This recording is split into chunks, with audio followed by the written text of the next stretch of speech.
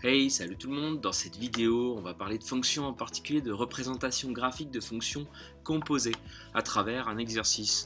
Donc dans chacun des trois cas suivants, on va tracer successivement dans un repère les courbes représentatives des trois fonctions données. Donc on va quand même faire trois repères, hein. Un repère pour FGH ici, un repère pour les trois fonctions ici, puis un autre pour celui-là. Et donc on précisera à chaque étape la transformation géométrique qui permet de passer d'une courbe à l'autre. Alors je vais commencer à en reparler quand même. Dès qu'on va faire une application d'un nombre à l'extérieur sur les images d'une fonction, donc en gros quand on part d'une fonction f de x et qu'on s'intéresse à une fonction tout d'un coup f de x plus quelque chose, le quelque chose je le note k, eh bien on va avoir affaire à une translation verticale. Une translation verticale de vecteur k fois j. Et donc si le k est positif, on monte, si le k est négatif, on descend. Donc dans ce cas-là, c'est le cas où k est positif. Et puis si on a à s'intéresser par rapport à une fonction f cette fois-ci, à une composée de ce type, c'est-à-dire qu'on doit appliquer un nombre au x qui est à l'intérieur, aux antécédents donc, cette fois-ci on va avoir un décalage horizontal. Et un décalage horizontal de k fois i pour le coup, sauf que on va mettre un moins devant, puisque quand le k est positif, on va aller vers la droite, et quand le k est négatif, on va aller vers la droite, et le k positif vers la gauche. Voilà pour la base.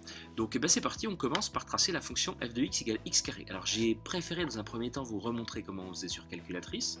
Je commence par TI.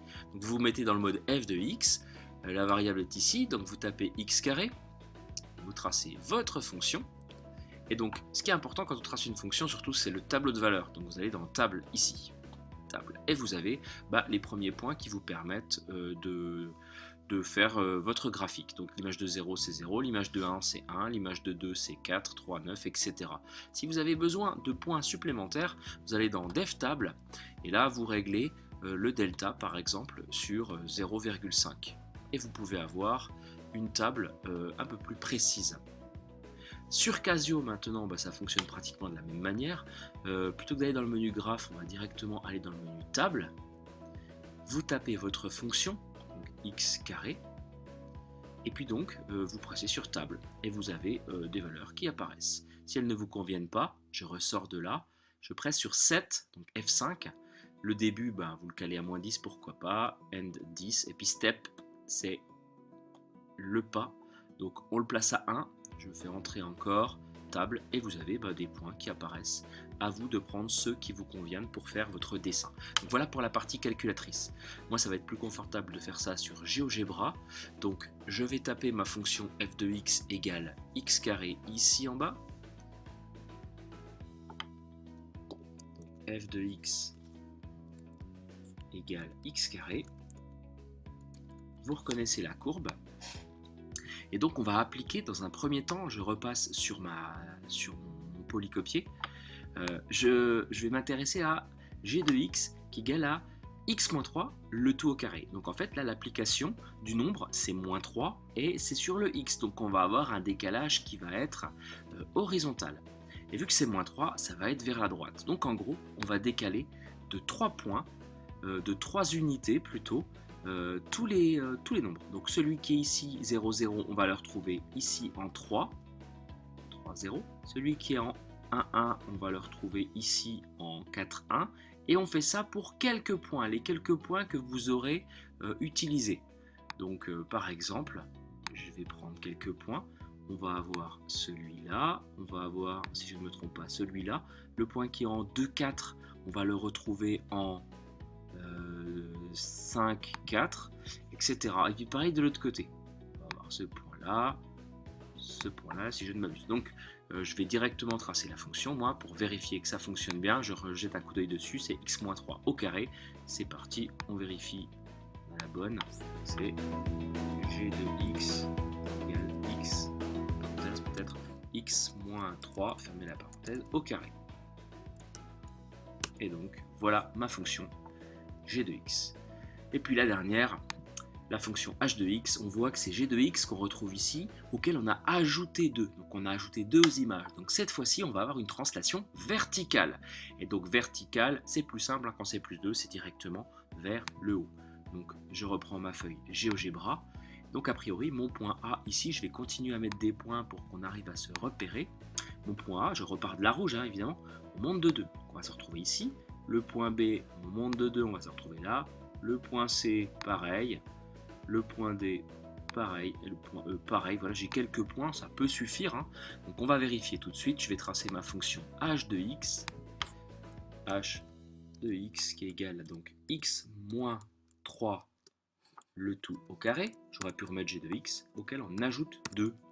Donc j'obtiens ma courbe bleue. Donc, par rapport à la verte, voilà la courbe que vous devez obtenir. Évidemment, la rouge, elle est nécessaire et indispensable. Donc, translation vers la droite et puis vers le haut. Voilà pour la première question.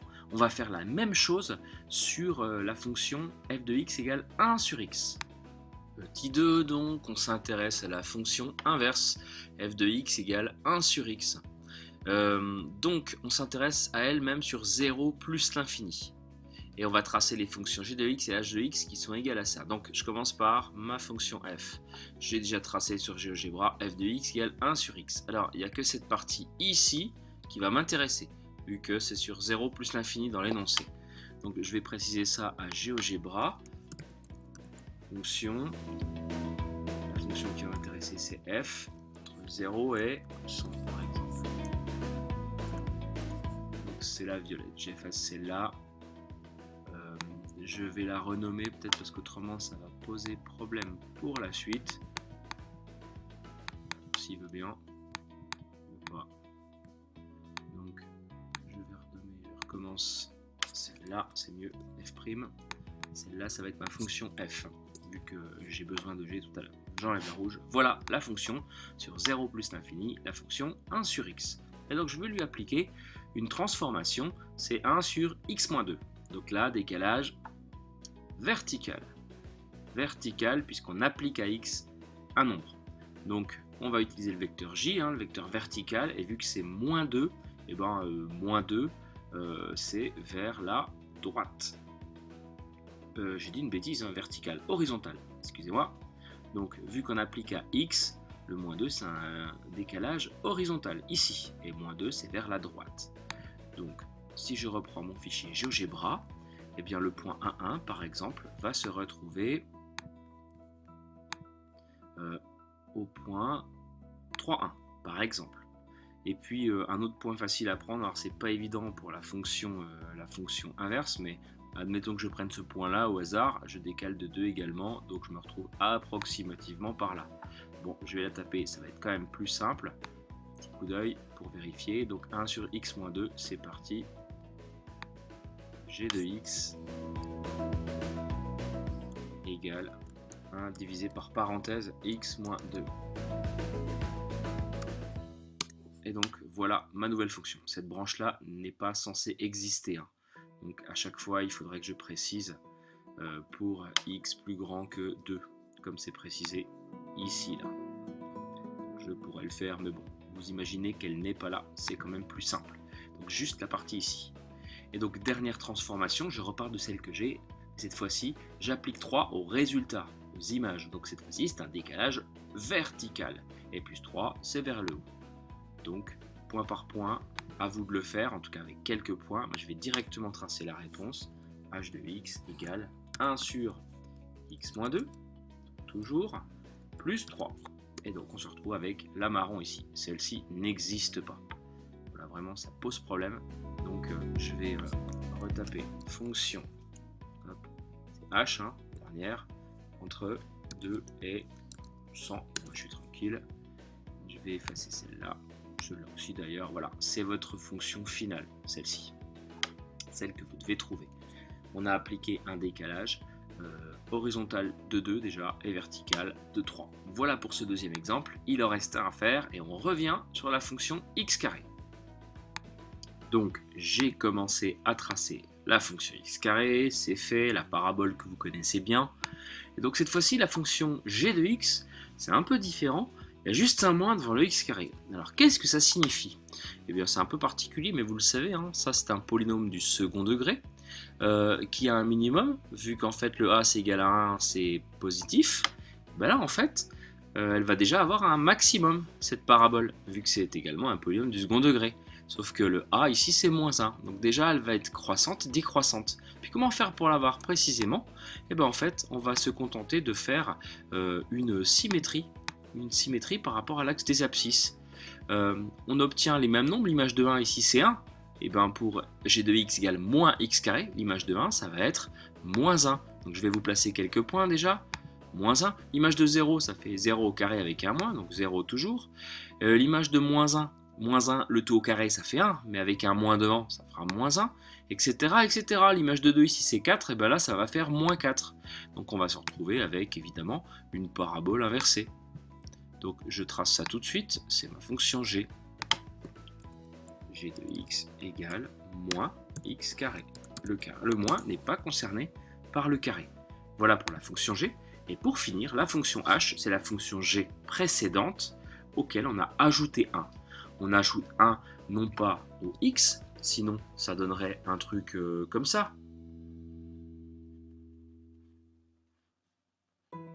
Là, le 1 qu'on a ajouté, c'est au résultat, c'est-à-dire aux images. Donc là, le décalage, c'est le plus simple, probablement, c'est le décalage horizontal. Le décalage vertical, pardon. Décalage vertical vers le haut. Un carreau vers le haut. Alors que là, ça serait un décalage horizontal vers la gauche. Donc, décalage vertical d'une unité vers le haut, c'est parti.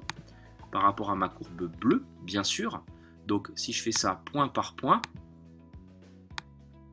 le point B va se retrouver ici, le point A ici, ou presque. Voilà, le point C ici, le point D ici, le point E ici, etc. etc. Avec quelques autres points, ce serait quand même beaucoup plus précis. Je termine par tracer cette fonction. Donc on a dit que c'était moins x au carré plus 1. Voilà donc la fonction grise, j'efface la bleue peut-être pour mieux y voir. Donc c'est votre fonction qui permet qui est issue d'une inversion. Donc on a passé à l'opposé et puis donc décalage de 1 vers le haut. Voilà pour cette vidéo sur les composés. À bientôt pour une nouvelle capsule.